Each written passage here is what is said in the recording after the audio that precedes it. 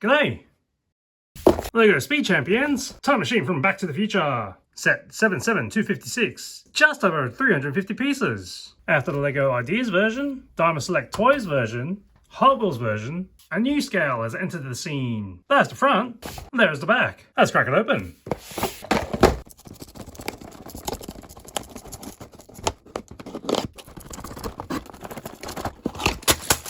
Five bags, the underbody, these two cables, a sticker sheet, and the instructions.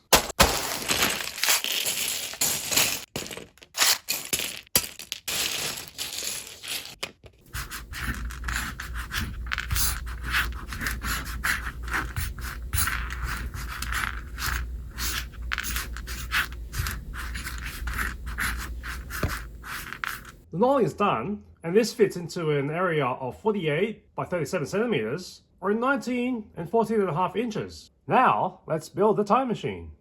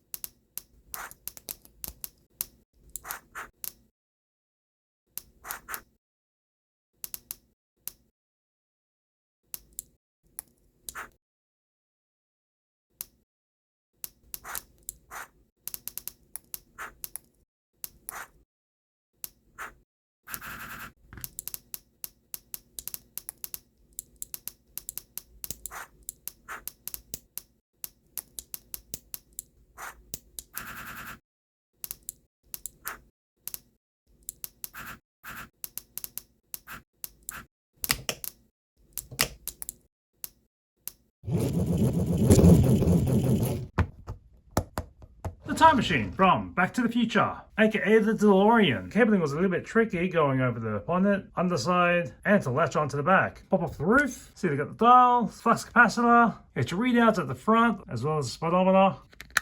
You can fit both Marty and Doc in the car, just remember to raise your arms a bit. I don't think there's enough room to swap out the icons light brick to the flux capacitor in here. It'd be a tight squeeze and have to rearrange quite a few things. There's a mix of a lot of printed bricks, like the hubcaps and the conduits around the back, but then you have to deal with the DMC logo on the front license plate, the side of the car, and the rear bumper. But it's only 6 stickers, so that's not too bad. Thankfully, the rear license plate is printed. Now, I did build it with the first movie's instruction. The booklet does come with instructions on setting it up for the sequel, especially the levitation version. See what kind of pieces we're working with. Swapping out some of the parts for the Back to the Future Part 2. We got Mr. Fusion. Pop it off the back. Kick out the tires.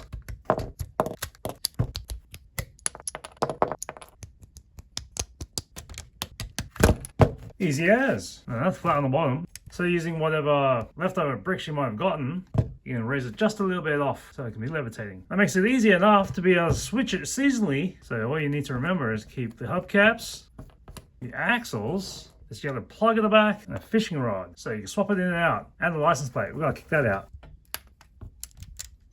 All right, that's all set up. Marty's got standard blue pants, normal blue sleeves, a nice 3-dimensional puffer jacket that can be taken off. So you can see the detail underneath with his shirts and some of the stitching on the back with one face and the reverse. Doc Brown comes in a white jumpsuit with plain white pants. A lot of detail on the torso that also shows up on the back. That utility belt is quite loaded with one face and the reverse with a bandage on his forehead from the time he hit his head as he cracked the code for time travel. Nice, look how far back the hairline goes.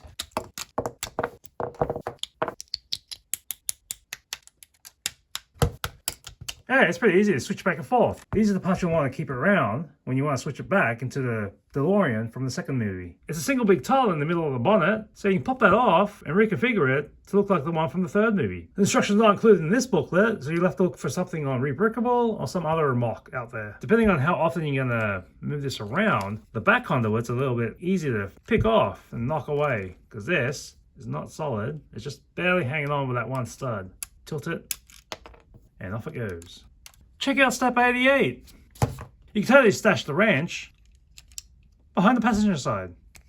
Look at that windshield gap. You get all sorts of bugs and water in there. I'm sure there's a way to have the car in flying or driving mode without having to pop off the bricks every now and then. So something like this, I only have 2 of that I found in my collection. And this is not the most graceful, but that's got the look of it. So you got it in flying mode, fold it down, and it's driving mode. Yeah, that's probably way better pieces that I can use instead of these two. That's the idea I was looking for. Up and flip them back and forth. The rear axle does come off, so a little more accommodating, but so bulky though. If there was a way to make this shorter or clear out some more of these bricks, it would make for an easier switch up.